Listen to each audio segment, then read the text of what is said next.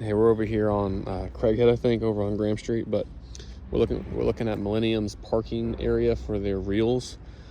And what we're going to do is grade what's here and put a 60 by 60 pad in. Now, I'm not an engineer, that's been disclosed. I'm going to help them configure some specs for 40 to 45,000 pound loads. That includes truck and load.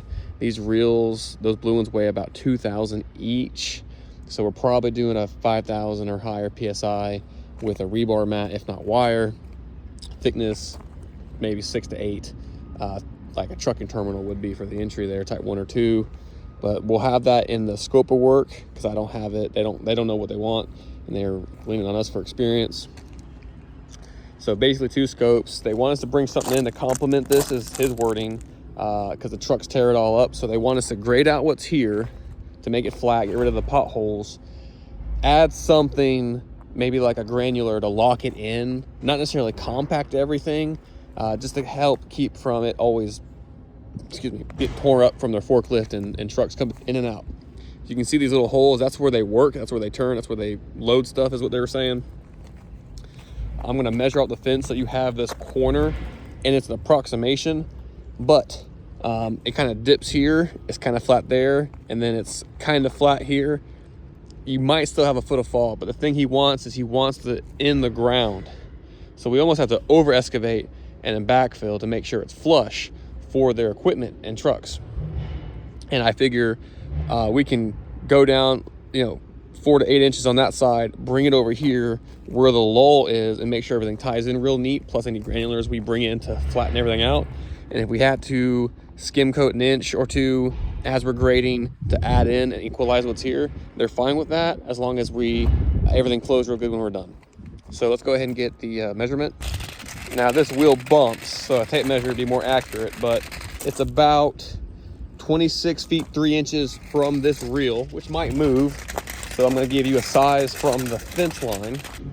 79 feet 3 inches from the back fence forward. And it's not like it's got to be 79 feet 3 inches. He even said it just has to be functional. It doesn't got to be pretty. I told him it's going to be pretty anyway because we can't do not pretty. And that's going to be essentially where this line of the concrete goes. And it's not like it's got to be square with the fence or anything. You understand. Now let's see how far off that fence this corner is.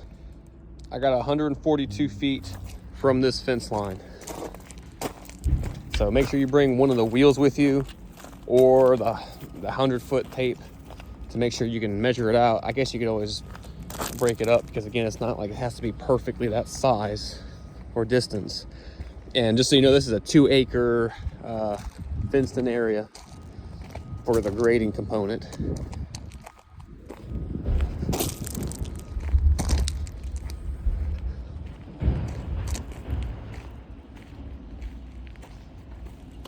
And you're back at your corner. And we walked out here, he just kind of said, pretty much around here. I mean, we could shift this a hair. Let's go ahead and see where 60 takes us from this point. Again, there's a chance stuff will be moved, but shy of that reel on this side of that space of a gap, right about there. And it's still, I mean, considering the whole thing is bumpy, pretty decent spot to put the pad. Back at that original corner, pretty much where that pole is between these two.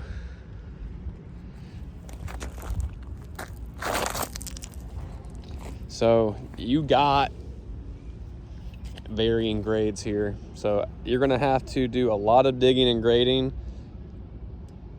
and tie in the surrounding we're gonna have to have a game plan for the total grade.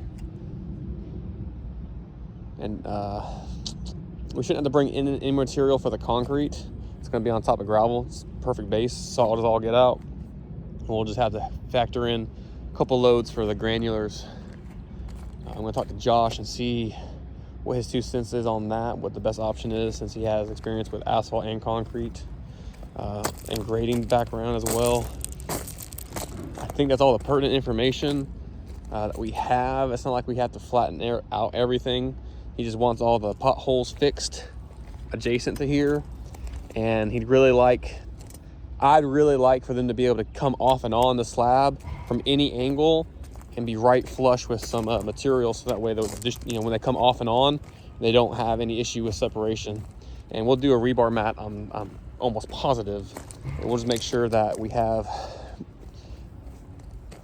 additional support on the edges, so that way when they drive off the edge, the whole slab is bearing that weight. And that's that.